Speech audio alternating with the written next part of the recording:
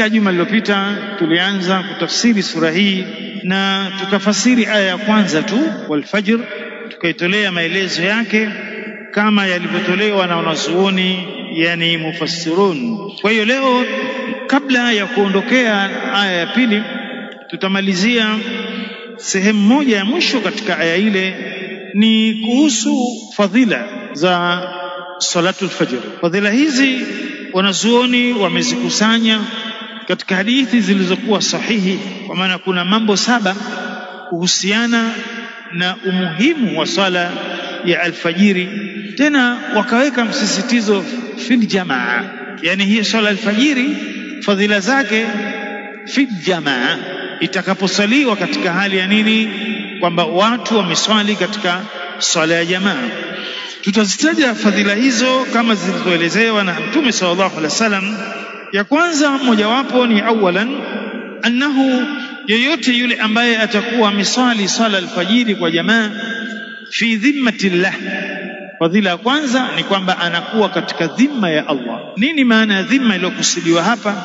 Ai fi dhamanillah, yani anakuwa katika dhamana ya Allah. Kama mfano mtu akwambia wewe nenda, lakini unajua bwana kule, wewe nenda, anakupiga kifua hivi, wewe nenda, yani dhamana yote, dhima yote iko juu ya mtu. Kwa hivyo mtu mwenye kuswali swala alfajiri fil jamaa, maa aljamaa, basi anakuwa katika dhima ya Allah, katika udhamini wa Allah, na anakuwa katika hifadhi yake wa hifdhihi wa riaatihi, na vile vile anakuwa katika uchunga, yani Allah huwa anamchunga mtu yule. Hii imekuja hadithi ambayo iko katika sahihi Muslim, hadithi ya Jundub bin Abdullah, ana nabii sallallahu alaihi wasallam qal, bwana Mtume sallam amesema, man salla subha, yoyote mwenye kuswali swala alfajiri, swala subuhi, fa huwa fi dhimmatillah ila akhir alhadith, basi huyo anakuwa katika dhimma, dhamana ya Allah subhanahu wa ta'ala, katika hali ambayo Allah anamkinga na shari zote.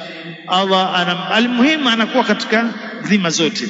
Hii ni fadhila ya kwanza. La pili ni annaha najatu lilabdi minan nar, kwamba mtu mwenye kuswali swala alfajiri, swala alfajiri inamuokoa mtu na adhabu ya moto, kama ilivyokuja katika hadithi ya Ammar bin Ruwaiba. Hadithi iko katika sahihi Muslim. Mtume sasa anasema, ya Ammar, sami'tu Rasulullah sallallahu alayhi wasallam, nimemsikia bwana Mtume sallam yakulu, akisema, lan yalija an-nar, hataingia motoni, ahad, yoyote, salla qabla tulu'i ash-shams, yule ambaye aloswali kabla ya kuchomoza kwa jua, bimaana salatul fajr, na mwingine wa kabla ghurubiha, na kabla ya kuzama kwa jua, yani salatu al-asr. Kwa hiyo hapa yaonesha kwamba mtu mwenye kuswali sala alfajiri, basi naam, Mtume anasema lan yalijan nar, hataingia motoni. Lakini ifahamike kwamba ma aljamaa, yani sala alfajiri mtu aiswali kwa jamaa, pamoja na jamaa. Kusalija ile ujanja kwamba mtu anasubiri tena jua lishatoka na hivi basi tena naswali chapu na, au wengine wale ambao ndio wako mbali na ufahamu sahihi, asubiri kabla ya dhuhuri haijaingia, ndio anakaa pembeni tena naswali. Na utamjuaje? Utamjua kwamba anainua mikono kwa ajili ya kunuti, Allahumma hidina fi man hadait, ya huyu kumbe ndo anaswali alfajiri saa hii. Sasa almuhimu ni kwamba usaliji wa alfajiri, fadhila hizi ma aljamaa, kwamba mtu atapokuswali kwa jamaa. Tatu, annahu sababun lidukhuli aljanna, sala alfajiri ni sababu ya mtu kuingia peponi, kama ilivyokuja katika Bukhari na Muslim, hadithi ya Abu Musa al-Ash'ari radhiallahu anna nabii sallallahu alayhi wasallam qala, bwana Mtume amesema, man salla albardaini dakhala aljanna, yoyote mwenye kuswali katika baridi mbili, basi ataingia peponi. Baridi mbili hizi wamefasiriwa, yani kwa maana katika tafsiri nyingine na hadithi nyingine, ni salatul fajri wa salatul asr. Kivipi? Kwa maana sala alfajiri yajulikana baridi, hata kama itakuwa siku za joto, basi bado sala alfajiri inakuna ile hali ya kijipepo cha ubaridi baridi. Na nyingine ni swala la asiri, kwa sababu swala la asiri inatoka, yani kwa maana adhuhuri ni fukuto la joto, lakini kila muda ukienda mbele fukuto linapungua, na kwa maana hiyo kuna kujipepo upepo hivi ambacho kinakuwa kimepooza lile joto. Kwa hiyo inaitwa kwamba ni swala ya baridi katika swala la asiri. Faida nyingine ya 4 ni mwenye kuswali swala alfajiri, shahadatul malaikatu lihadhihi salam, malaika huwa wanashuhudia swala hii, na kwa maana hiyo anakuwa anapata ushuhuda, wanamshuhudia ni malaika. Mfano katika surat Isra aya nambari 78 Allah aliposema aqimis salata liduluki shams ila ghasaqi al-layl wa qur'an al-fajr inna qur'an al-fajr kana mashhuda, na simamisheni swala wakati ambapo jua linatenguka na mpaka sasa.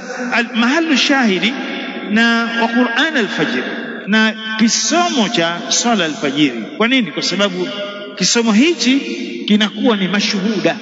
Mashuhuda ni chenye kushuhudiliwa, kinashuhudiliwa na malaika wa aina mbili, ambao kama ilivyokuja katika hadithi ya Abi Hurairah radhiallahu anhu, hadithi katika Bukhari na Muslim, anasema kwa Mtume sallallahu alayhi wasallam amesema, yataaqabuna fikum malaikatu bil-layli wan-nahar wa malaikatu bin-nahar.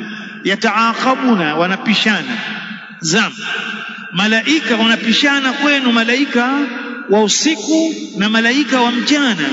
Wayajtamauna fi salati al-fajr wa salati al-asr, na wanakutana katika ile kupishana kwao, wanakutana katika swala mbili, sala al-fajiri na sala ya al-asiri.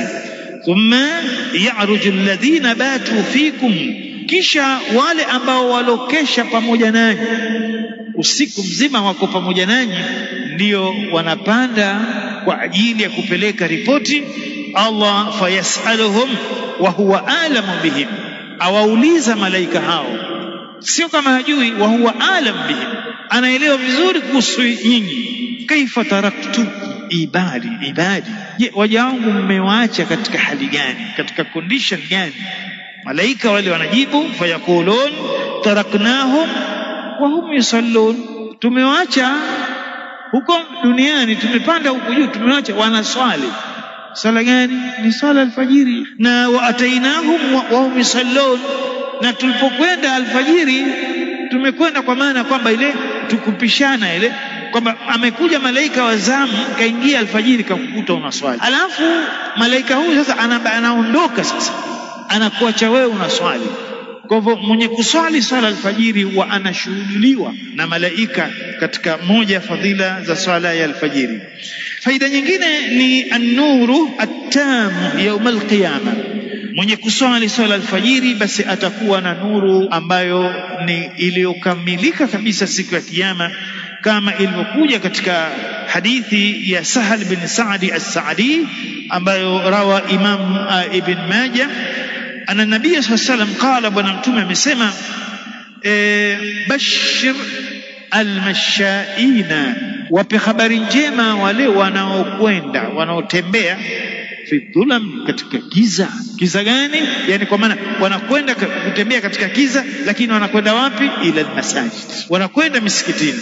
Wape habari njema binuri tamma yaum alqiyama, watakuwa na nuru iliyokamilika siku ya kiyama. Kwa hiyo kumbe hii kwenda alfajiri msikitini ni kiza. Kwa hiyo nini? Bilaks akhira, badala kwamba ulikuwa duniani unakwenda katika kiza, inakwenda msikitini, sasa utakuwa unapata nuru kamili. Hii mtu hadithi hii anaweza akaona kwamba mbona kama hai click.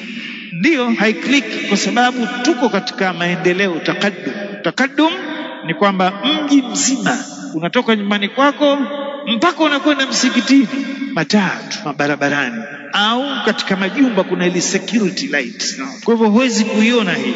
Lakini kama watu ambao walikuwa wanaishi katika vijiji, sehemu ambazo mbali na miji, hadithi hii wanaiona vizuri sana kwamba hivyo mimi ninapotoka hapa msikitini nyumbani kwangu nakwenda msikitini ni giza, kwa labda atumia tochi Kwa hiyo hawa wanakwenda katika giza, wanatembea katika giza, lakini wanakwenda wapi? Ila almasajid, wanakwenda msikitini, kwa maana kusali sala alfajiri, basi watakuwa na nuru iliyokamilika siku ya kiyama.